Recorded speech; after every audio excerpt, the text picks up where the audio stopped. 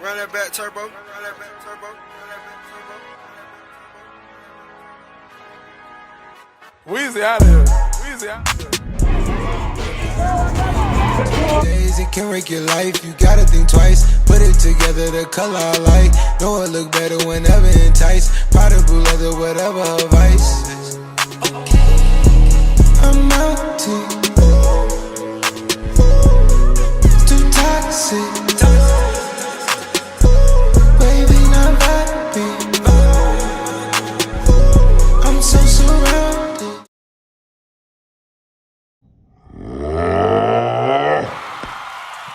What's up, man? A lot has happened since the last time I dropped a YouTube video. I think that was 2018, maybe? That was what? It's 2022 now. That was 4 years ago. Damn. Yeah, lots happened in 4 years. Finished playing football, moved out of Virginia. I moved, damn, where I moved to? Oh, fuck it. Damn. I think I moved to Rochester after I moved to Virginia. Yeah, got my master's. Was up there for like 9 months. Knocked that joint out. Moved back home for a little while. Stayed with my family. Kicked it with my pops, my mom, grandma, all that. Yeah, I was at home for a little while and then moved to Denver, Colorado. So here I am in the flesh. But yeah, bro, moving out here it's been cool. Like, yeah, like I'm dumb far away from everybody. Like, it's like a 96-hour flight just to get back home. Anyways, you know what I'm saying? I'm happy to be out here, you know what I'm saying? I'm making it work. I got my own little apartment. Like, we'll do an apartment tour. Get all that stuff out the way real soon. A lot of content loading up. But with that being said, before we get into the store, today's sponsors are cocoa butter. Recently tried.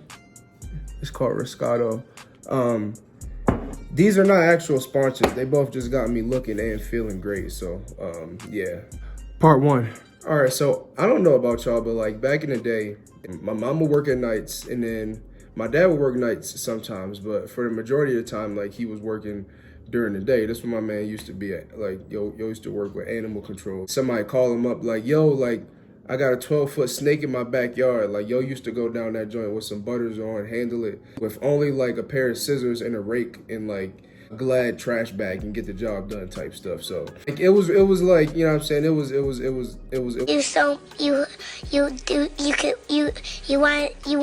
valuable work in the city of Baltimore.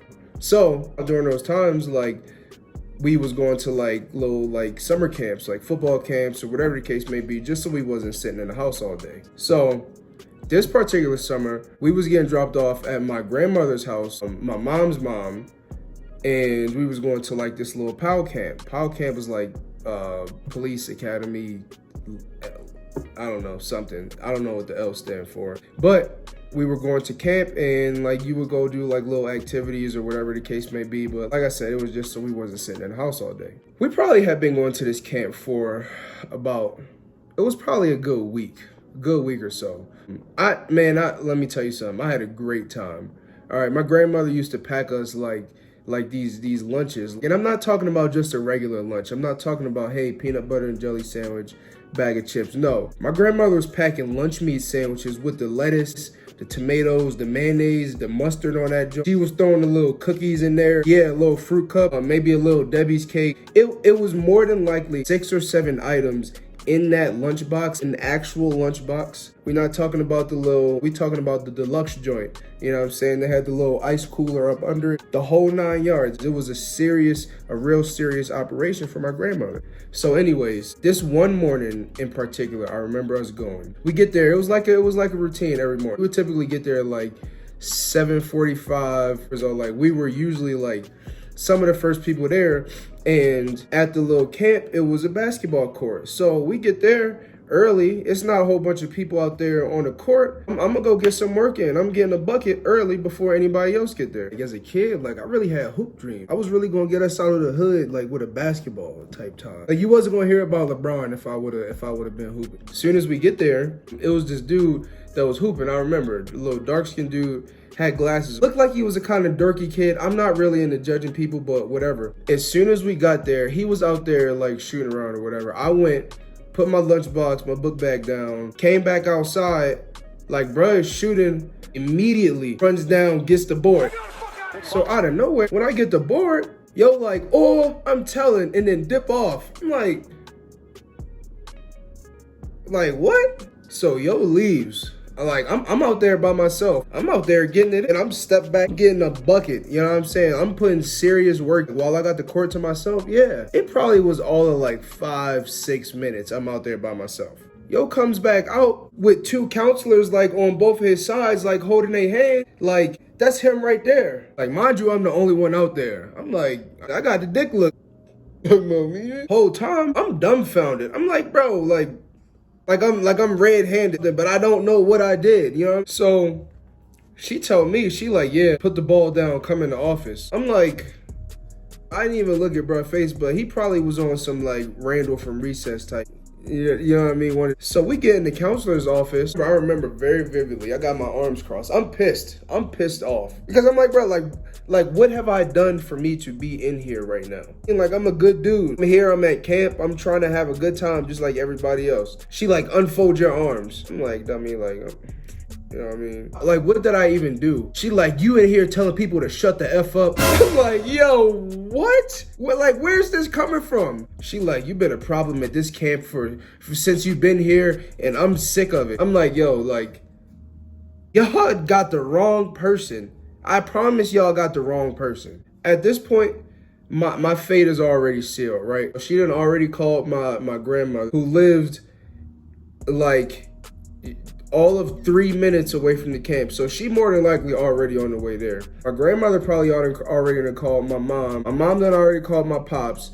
My pops probably done, I don't know, like, whatever. All I remember is like, it was like 8:30 in the morning. I had to spend the whole day by myself while my brother and my cousins was at camp. Yeah, it was closed curtains for me. So the first ass whooping, I was caught completely off guard because the first one came from my grandfather, who I distinctly remember like I never could imagine him putting his hands on me. Like he just had too much of the Lord in him for him to possess that kind of anger. Like, you know what I mean? I just never thought that he could get to that point.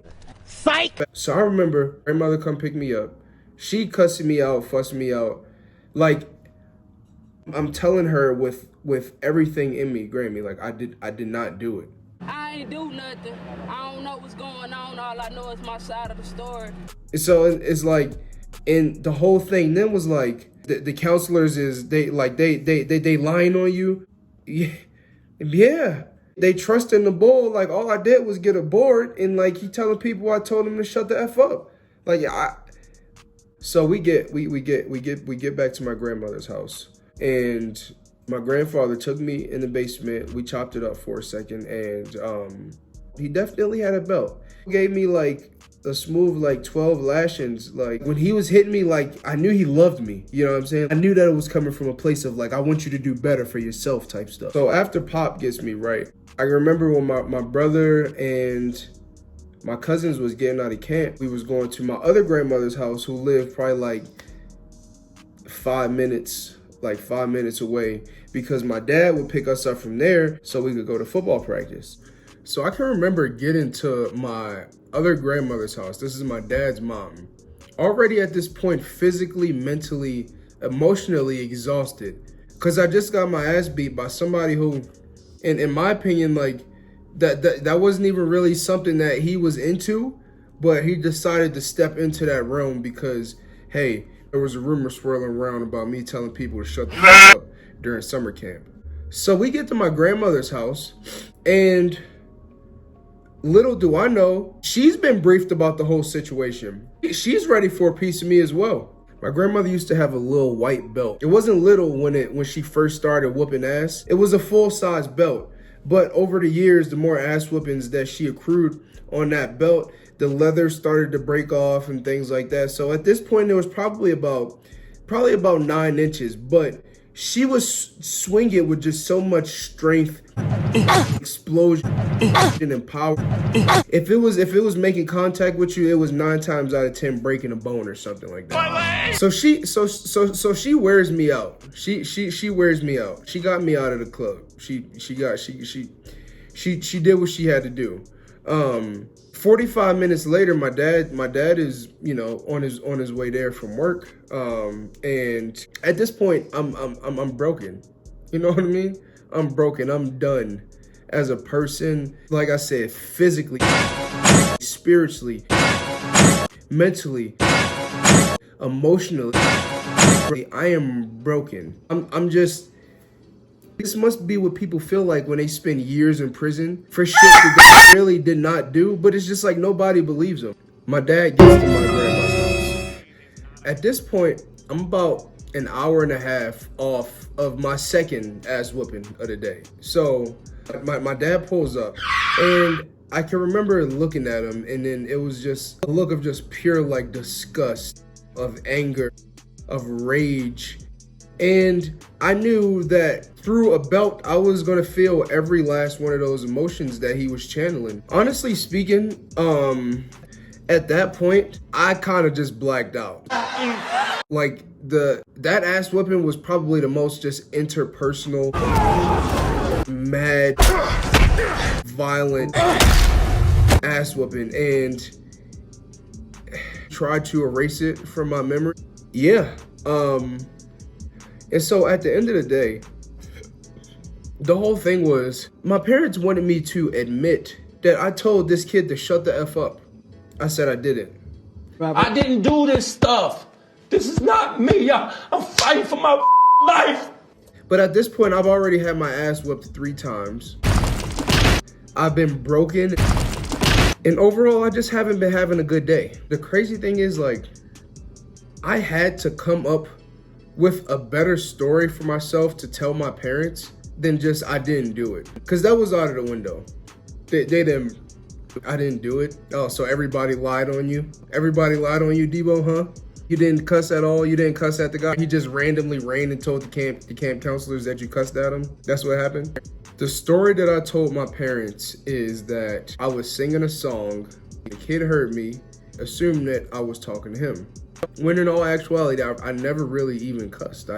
I didn't do anything. So yeah, long story short, that was the first time I got 3 ass whoopings in one day. The triple crown of ass whoopings, if you will. Push a P. Yeah, push a P. Turn me up. Turn me up, P. Pointers in the paddock.